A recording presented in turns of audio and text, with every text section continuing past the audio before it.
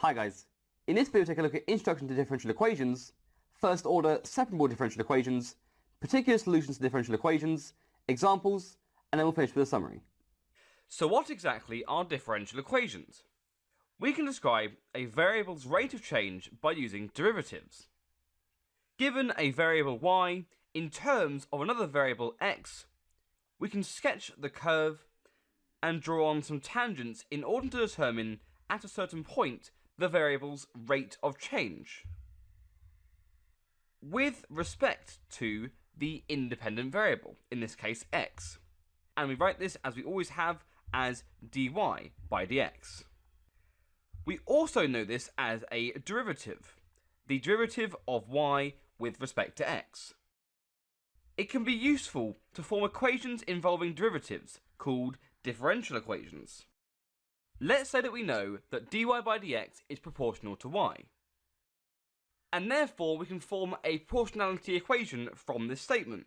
We get that dy by dx is proportional, using the proportionality symbol, to y, and then we can form an actual equation for this.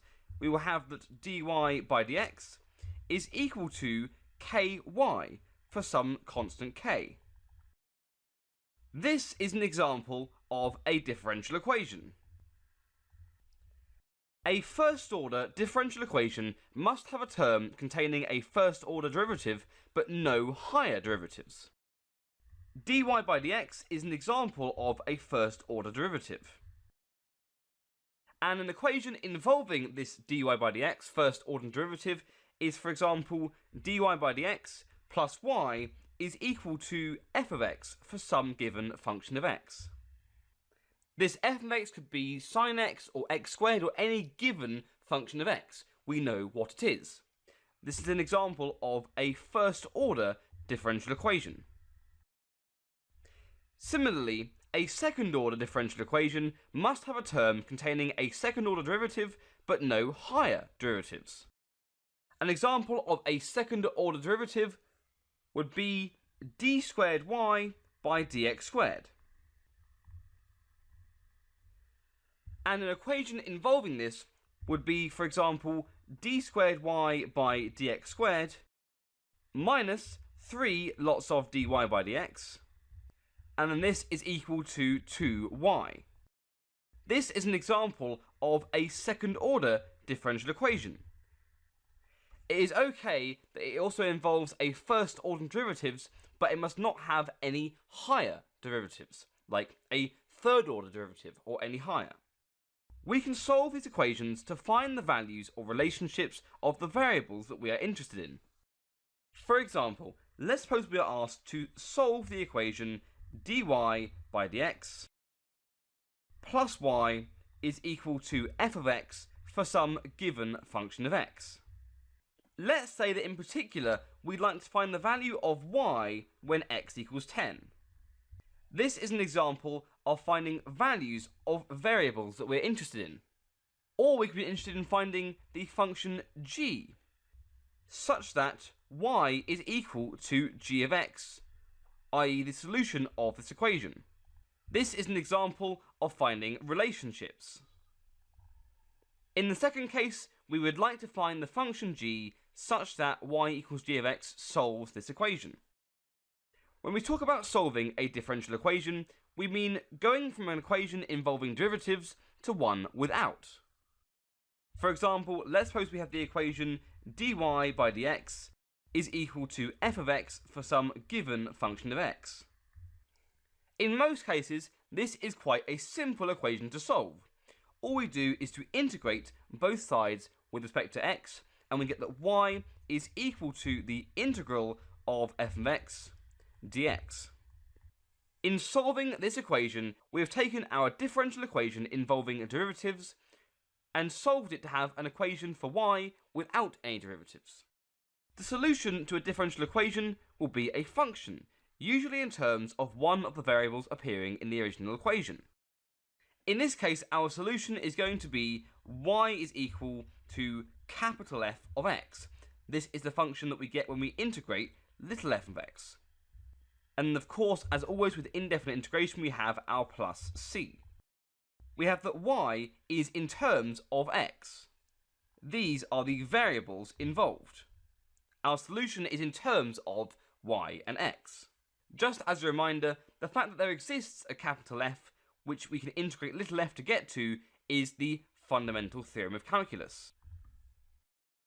When integrating to solve a differential equation, we still need to include constants of integration as we saw above.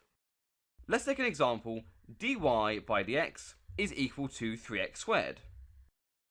If we integrate both sides, we get that y is equal to the integral of 3x squared dx. And this, of course, is equal to x cubed plus c. This plus c is the constant of integration. And we still include it when solving differential equations. This gives us the general solution to the differential equation. Given the equation dy by dx is equal to 3x squared, this differential equation gives us the solution y is equal to x cubed plus c for some value of c. This is known as our general solution to the differential equation. The general solution to a differential equation represents a family of solutions to the equation. In general, we have our y is equal to x cubed plus c. This is a family of solutions. But as we've seen before, the value of c is not fixed, and therefore, depending on the value of c, will give us different solutions. Here we have some graphs of different values of c. The first one is c is equal to 1, the second one is c is equal to 0, and the third one is c is equal to minus 1. So, for example, when c is equal to 0, y equals x cubed is an example of a particular solution to this differential equation. We took our general solution, and depending on the exact situation involved, we can have particular solutions. For each value of the constant of integration, we have a curve representing a particular solution of the differential equation. So how can we solve first-order separable differential equations? Many first-order differential equations are quite complex and require complicated methods to solve. For example, let's suppose we are asked to solve the equation x multiplied by y multiplied by dy by dx, and then plus e to the power of y multiplied by x minus y is equal to 0. This is quite a complex equation to solve and requires complicated methods to do so. However, if the differential equation is of a certain form, we may use less complicated methods, like the separation of variables method. The separation of variables method may be used to solve differential equations of the form dy by dx is equal to f of x multiplied by g of y. So again, this method only works in the event we have dy by dx is equal to some function of x, f of x, multiplied by some function of y, g of y. For instance, consider the equation dy by dx is equal to x multiplied by y. So again, we have the equation dy by dx is equal to x multiplied by y. So if we compare this with the general form above, we see that our x on its own is our f of x, and we see that the y on its own is our g of y. To be clear, if we let f of x equals x and g of y equal y, then dy by dx equals xy is in the above form, and then we can use the separation of variables method in order to solve it. In order to use the separation of variables method, we must first rewrite the equation with all x terms on one side and all y terms on the other. So to start with, we have the equation dy by dx is equal to x multiplied by y. So what we're going to do in order to achieve our goal here is to divide both sides by y. What this gives us is 1 divided by y multiplied by dy by dx is equal to x. This gives us all of our y terms on the left hand side and all of our x terms on the right hand side.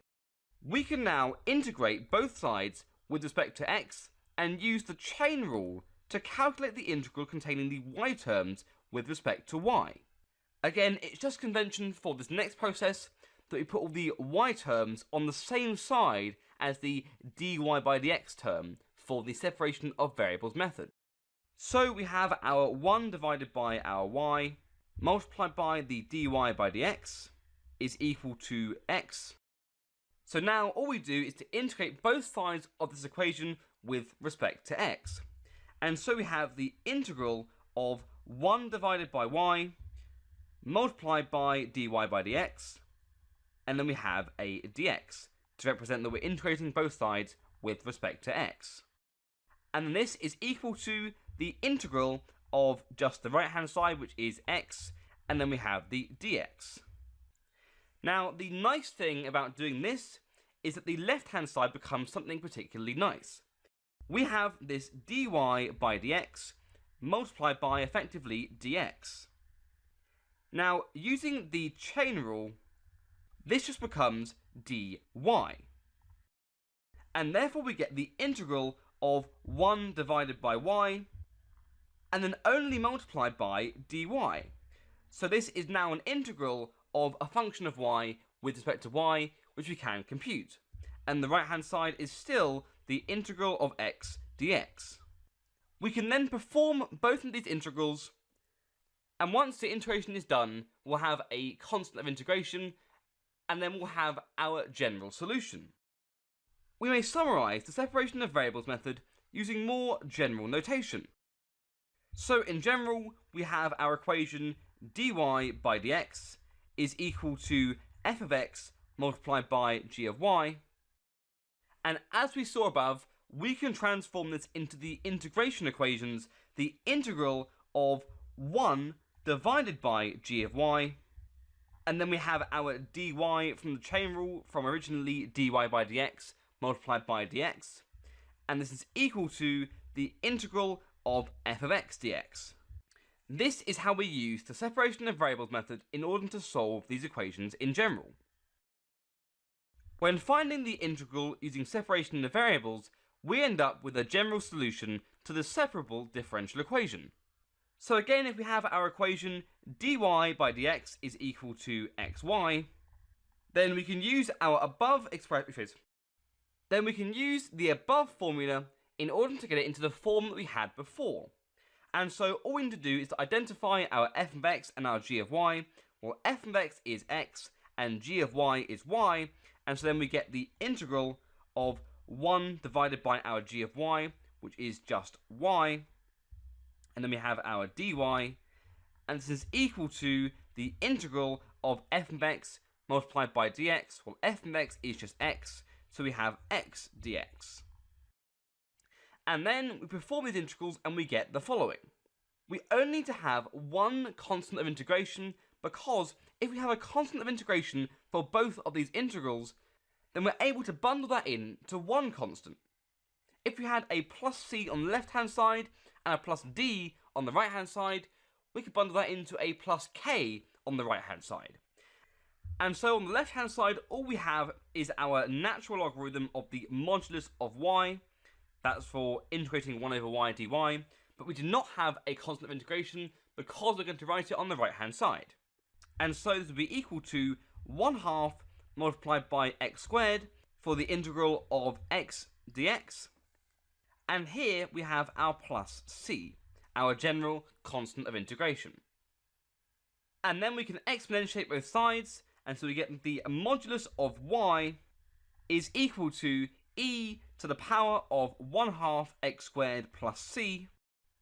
And then in one step, we can remove the modulus signs and manipulate the right hand side to give a general constant. We get that y is equal to a multiplied by e to the power of 1/2 x squared, where we have defined a to be a new constant corresponding to e to the power of c. And all we've done is use our index rules to expand this out. Now in general, e to the power of c is going to be positive. But if we allow the fact that a could actually be any positive or negative constant, this also allows us in the same step to remove the modulus signs. And so this is our general solution. Now, if dy by dx depends just on y, we can use a shortcut in the separation of variables method. Let's suppose that we have that dy by dx is just equal to some function of y, g of y. Then there are a few ways we can think about this. One way is that this is the earlier case with f of x equals 1. We have a secret 1 lying inside here. Or instead, we can work through the same process we did before, and we get that the integral of, again, 1 divided by g of y dy is equal to the integral of just dx. Again, this corresponds to having a 1 as our f of x. And of course, this is just x. And we let our constant of integration come from the left-hand side now. And therefore, our equation dy by dx is equal to g of y can be solved by x is equal to the integral of 1 divided by g of y dy. Again, this formula only holds in the case that we only have a function of y on the right-hand side of this first order differential equation. We can use this shortcut to write down the variable x as a function of y. Let's suppose our equation is dy by dx is equal to 1 divided by 1 plus y squared. This whole function here is going to be our g of y. And so we use our formula above and we get that x is equal to the integral of 1 over g of y dy. But now by looking at our g of y, we see that 1 over g of y is just the denominator, 1 plus y squared. And so we have the integral of 1 plus y squared dy. Then by integrating, we get our general solution is x is equal to integrate 1 and we get y, integrate y squared and we get 1/3 y cubed. And of course, this is where we have our plus c. So here we have found x as a function of y. But again, at the moment we only have our general solution, and we'll have to use more data in order to find the value of c. So how can we find the particular solutions to differential equations? We have seen that we can use the separation of variables method to find general solutions to separable first order differential equations. If we have that dy by dx is equal to f of x multiplied by g of y, then we can solve this using the following formula. The integral of 1 divided by g of y dy is equal to the integral of f of x dx. And this gives us our general solution. If we are given the coordinates of a point on the curve, we can find a particular solution to the differential equation. Let's suppose we have our differential equation dy by dx is equal to x multiplied by y like we did before. We saw before that the general solution to this equation is y is equal to a, an arbitrary constant, multiplied by e to the power of 1/2 x squared. And let's suppose that we are told that the point 2 and 4e squared lies on the curve. We can use this information to find the value of a. By substituting in, we get 4e squared for our y, and then we have this is equal to a multiplied by e to the power of 1/2 multiplied by x squared, which is 2 squared. The right hand side becomes a multiplied by e to the power of 2, and by comparing we get that a must be equal to 4. And therefore, based on this, we find we have a particular solution, i.e. the one corresponding to this point lying on the curve, is y is equal to 4 instead of a, that is the particular value of a, multiplied by e to the power of 1/2 x squared. The additional information given to find a particular solution is often called a boundary condition. A boundary condition is a constraint for a differential equation, allowing us to find a particular solution to the equation. Now, our boundary conditions are usually of the form that we are given a certain value of the point on a curve. So we have our xy is equal to some given numbers x0 and then y0. As an example, when we were solving the equation dy by dx is equal to x multiplied by y, we were given the boundary condition of a point on the curve xy is equal to 2 and then 4e squared. And then we obtained our particular solution based on this information, and this was y is equal to 4 multiplied by e to the power of 1/2 x squared. Let's take a look at some examples. Our first example asks us to find the general solution to dy by dx is equal to 3x squared divided by 4y plus 1 as an equation in x and y by using the method of separation of variables. Our first step is to recall the rule for solving separable first-order equations. We get that when we have that dy by dx is equal to f of x multiplied by g of y, the rule for solving is that the integral of 1 divided by g of y dy is equal to the integral of f of x dx. Our second step is to write dy by dx as the product of an x-dependent function and a y-dependent function. We have that dy by dx is equal to 3x squared on the numerator, and then we divide by 4y plus 1 on the denominator.